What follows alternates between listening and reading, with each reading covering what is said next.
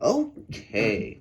Okay, so we're back for part two. Last time was a bit more focused on media in terms of like movies and television and stuff. But we're here to talk about bias in the news and all that because this is fun, interesting topic. So today we're gonna try to focus more on social media and a bit more on the politics because hey, that's fun. So okay, where do we start out? First of all, let's be completely honest with each other. The media has always been biased to some extent. Let's be honest, whether it be newspapers or the talk shows, they've always been biased to some extent. But within the last 10 or so years, it's really gotten out of hand. Like it's been like whoa, like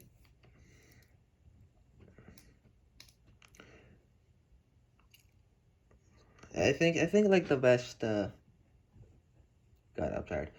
Okay, so I think like it. Hmm. Where should I start with all this? Because it's just so much. Just so much. I think we'll just start off with good old social media because okay, so social media, Twitter. Well, yeah, let's start off with Twitter. Okay, so we actually know this happened. This is not some. This might have happened. This actually. Okay, so last year when Elon Musk bought Twitter, it was last year, right? It was October. What am I talking about? It was October.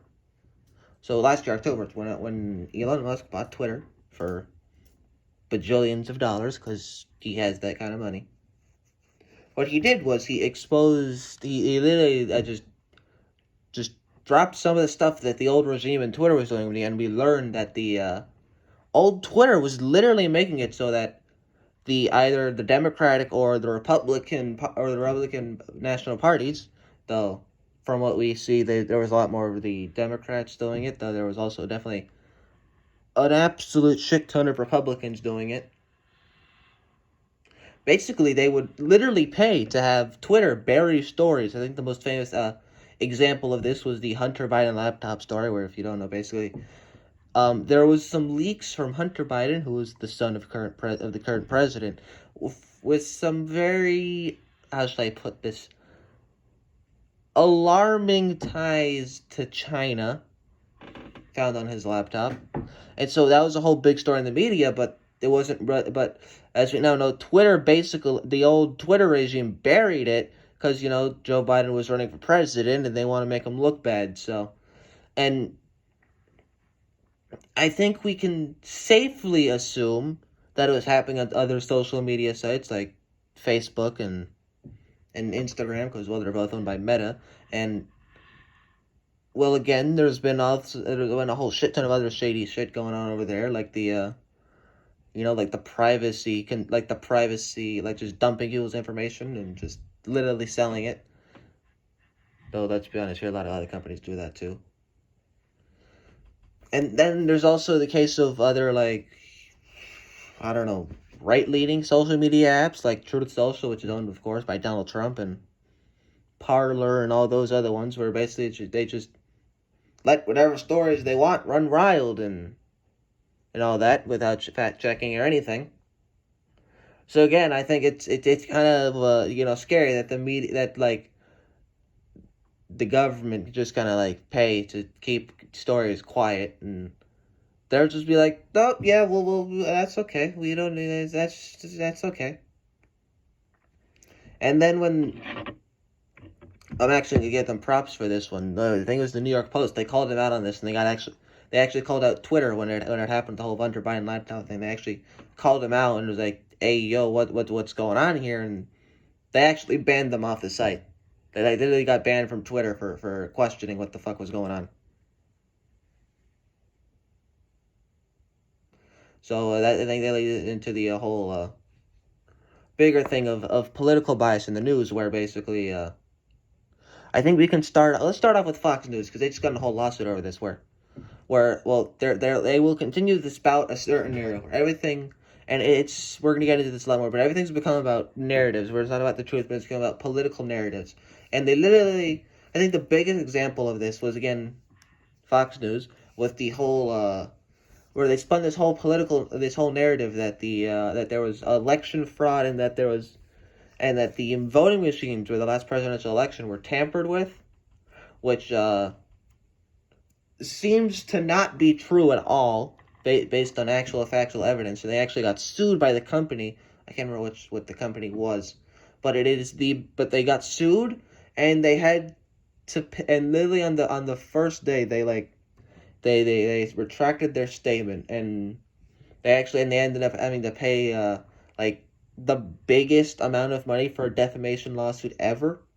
It was horrendous. Like, that was a lot of money. I think it was like almost $100 billion. So yeah, that happened. And again, there's also Fox News isn't the only one, but they are definitely one of the worst. I think one of the worst also up there is CNN, where they spin the whole political narratives that, like, ooh, the Democrats are amazing, and the Republicans are all terrible, terrible people. Like, I just literally saw an article this morning about how like the right the right is correct in fearing Disney, where it was about like how the right wing people don't like Disney at all, even though they very that's like they don't like Disney because blah blah blah, they're all racist over there in the right wing, even though clearly forgetting about all the blatantly illegal shit that Disney's been doing. And now my headphones are acting up. Thanks, that's great. So again, where it's all about political narratives, where like whether it be CNN and Fox News or MSNBC or whatever, basically like all the left leaning ones are like, oh, they're all racist over there on the right wing. They like hate gay people and the black people, and they're all about taking away the voting rights. Even though I've met a lot of Republican, I don't know, conservative leaning people who really aren't that bad. They're just like, hey, I believe in this, and that's okay if you don't believe in it, and let's chill out and let's all get along here. And then you got the right wingers and like Fox News and all those places, and they're just like, and they're just like, oh, the leftists are all commies, and they wanna brainwash the kids, and they're turning the frickin' frogs gay, which let's not forget that was an actual thing that somebody actually said. Yes, I believe it was meant as a joke, but they still said it, and that's hilarious.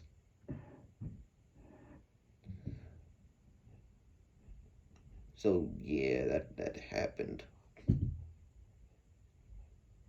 Also, another thing I want to briefly touch on before we end this, because I want to get into the third one, which is I really want to get into. But one last thing is, I actually found a poll where they actually went around. They asked a whole bunch of people. I think it was like 2,000 people or something, where they asked them, would you? Where they went both the Democrats and Republicans, and they asked them like, would you sit down with a member of the other political party and have a chat? And actually, the majority of people who said yes, that they would sit down and have a conversation with people from the other side of the political aisle, are Republicans, and that the majority of Democrats said no, they wouldn't do that. And that's actually interesting, because I think that's all, again, the whole thing coming out of political narratives, where the news doesn't feed people the truth. It just people bits of the truth to form a political narrative. And I think one thing I will give the Republicans, I think that it's taught them to be a little bit more wary of what they're, I don't know, processing, consuming. So I will give them that one slight, half a win, a V, if you will. But I just think that's interesting, where actually it's Republicans who are more willing to sit down and have a chat with the other side of the political aisle. So with that ado, I'm gonna end it here. Probably go into editing. Maybe I'll probably redo it so I can redid the last one. I don't know.